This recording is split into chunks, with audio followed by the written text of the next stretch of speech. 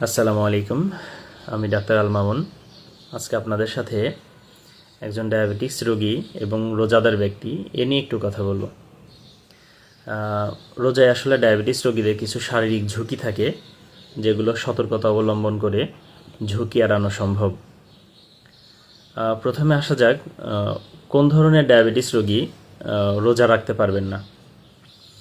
সহজ কথায় বলতে গেলে, যাদের গত 3 মাসের মধ্যে ডায়াবেটিসের কমপ্লিকেশন ডেভেলপ করেছিল, মানে তার ব্লাড সুগার যদি খুব খারাপভাবে অনেক নেমে যায় বা অনেক বেশি হয়ে যায়, অথবা ডায়াবেটিসের কারণে সে অজ্ঞান হয়ে হসপিটালে ভর্তি হয়। মেডিকেল টার্মে আমরা যদি বলি, কোনো পেশেন্টে যদি হাইপোগ্লাইসেমিয়া, ডায়াবেটিক কিটো অ্যাসিডোসিস গত 3 মাসের মধ্যে ডেভেলপ করে, তাহলে সেই ব্যক্তি রোজা রাখতে পারবেন না। অথবা কোনো ব্যক্তির যদি বারবার ব্লাড সুগার 3-এর নিচে নেমে যাচ্ছে, এই ধরনের রোগীও আপনি রোজা রাখতে পারবেন না। এখন আসা যাক, আপনি কি খাবার খেতে পারবেন, কি খাবার খেতে পারবেন না। সহজ কথায় যদি বলি, আমরা সেহেরির সময় যতটা সম্ভব সেহেরির শেষের দিকে আমরা খাবার গ্রহণ করব। মানে আমাদের সেহেরির সময় যদি শেষ সময় যদি 5টা হয়, তাহলে আমরা চেষ্টা করব 4টার পরে খাবার গ্রহণ করতে। সেহরিতে আমরা বলি আপনি কমপ্লেক্স কার্বোহাইড্রেট, মানে আপনি যদি ভাত খান অথবা রুটি খান, তাহলে লাল আটার রুটি অথবা লাল চালের ভাত, এটা আপনার শরীরের জন্য সবথেকে ভালো। এর সাথে আপনি পর্যাপ্ত পরিমাণে প্রোটিন এবং ফ্যাট গ্রহণ করতে হবে, মানে 2 টুকরো মাছ অথবা মাংস এবং পর্যাপ্ত সবজি আপনি গ্রহণ করবেন। একসাথে আপনার অনেক খাবার খাওয়া উচিত হবে না। এরপরে আসা যাক, আপনি ইফতারে কি খাবার খাবেন। ইফতারে আমরা বলি সিম্পল কার্বোহাইড্রেট, যেটা সহজে হজম হয়, আপনি সে ধরনের খাবার খাবেন। যদি শরবত খেতে চান এই সময়ে, আপনি সরাসরি মিষ্টি, যেমন চিনি অথবা গুড়, এই ধরনের মিষ্টান্ন জাতীয় খাবার আপনাকে পরিহার করতে হবে। আপনি ডাবের পানি, স্যালাইনের পানি অথবা লেবুর শরবত, আপনি এগুলো গ্রহণ করতে পারেন, যেটা আপনার শরীরের জন্য উপকারী।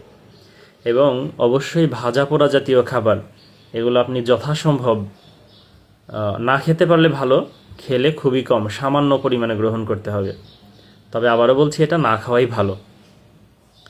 এবং আপনি ইফতারের পরে যত সময় জেগে থাকবেন, আপনি পর্যাপ্ত পরিমাণে তরল খাবার, মানে পানি গ্রহণ করবেন, যেন আপনার ডিহাইড্রেশন বা পানি শূন্যতা ডেভেলপ না করে। এটা গেল মোটামুটি খাবার গ্রহণ করার একটা ব্যাপার। এরপর আসা যাক, আপনি সাধারণত ডায়াবেটিস রোগীদের শারীরিক কিছু ব্যায়াম করতে হয়। আপনি কিভাবে ব্যায়াম করবেন? প্রথম কথা হলো, আপনি রোজায় অতিরিক্ত ব্যায়াম করবেন না। আপনি হালকা ব্যায়াম করবেন এবং সেটা ইফতারের 2 ঘন্টা পরে। সকালে আপনি ব্যায়াম করা থেকে বিরত থাকবেন। এরপর আসা যাক, আপনি কখন ব্লাড সুগার চেক করবেন। আমরা বলি, আপনি সেহেরি খাবার 2 ঘন্টা পরে একবার আপনি ব্লাড সুগার চেক করে দেখতে পারেন, যে এটা খুব বেশি কমে গেল কিনা বা সঠিক মাত্রার মধ্যে আছে কিনা। এবং সেহেরি খাবার 2 ঘন্টা আগে একটু দেখে নিলে ভালো হয়। বিশেষ করে যারা ইনসুলিন নিচ্ছেন, ইনসুলিনের ডোজ অ্যাডজাস্টমেন্টের জন্য এই দেখাটা জরুরি। এবং ইফতার করার 2 ঘন্টা পরেও আপনি একবার ব্লাড সুগার দেখতে পারেন, এটা সঠিক মাত্রার কাছাকাছি আছে কিনা। এরপরে আসা যাক, আপনি কি করলে রোজা ভেঙে যায় এবং কি করলে রোজা ভাঙে না। প্রথমে আসা যাক, আপনি রোজা রেখে যদি আপনি কাউকে রক্ত দেন অথবা রক্ত নেন, অথবা যদি কোনো গ্লুকোজ জাতীয় স্যালাইন যদি শরীরে নেন, তাহলে আপনার রোজা ভেঙে যাবে। এছাড়া কিছু ওষুধ যেগুলো ব্যবহার করলে আসলে রোজা ভাঙে না, এটা হলো যেমন আমাদের চোখের ড্রপ নিতে পারেন, যে কোনো সাপোজিটরি যদি নেন, সেক্ষেত্রে রোজা কিন্তু ভাঙে না। এবং সবথেকে গুরুত্বপূর্ণ কথা, আপনি রোজা রেখে যে কোনো ধরনের যদি ব্লাড পরীক্ষা করেন, এর জন্য যদি আপনার শরীর থেকে রক্ত নেয়, এর জন্য কিন্তু আপনার রোজা ভাঙে না। এজন্য আপনি কখনো রোজা রেখে এই চিন্তা করবেন না যে আমি ব্লাড সুগার দেখলে আমার রোজা ভেঙে যেতে পারে। এই ভয়ে আপনি ব্লাড সুগার দেখবেন না, তা হবে না। আপনার মনে হলে আপনি ব্লাড সুগার চেক করে দেখতে পারেন। আরেকটা গুরুত্বপূর্ণ কথা, কখন একজন রোজাদার ব্যক্তি, যা আপনার কাছে দেখা গেল যে ব্লাড সুগার চেক করার মতো কোনো মেশিন নাই, অথবা মেশিন ছিল কার্যকারী করছে না, কিন্তু কখন আপনি রোজা ভেঙে ফেলবেন?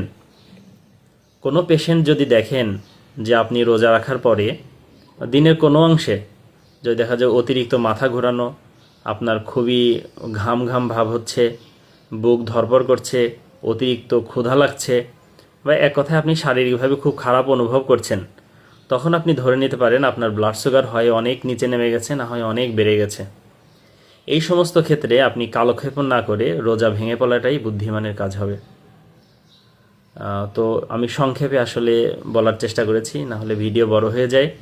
এর মধ্যে যে তথ্যগুলো শেয়ার করার চেষ্টা করেছি আপনারা একটু মনোযোগ দিয়ে শুনলে আশা করি আপনাদের দৈনন্দিন জীবনে একটু হলেও সহযোগিতা হবে।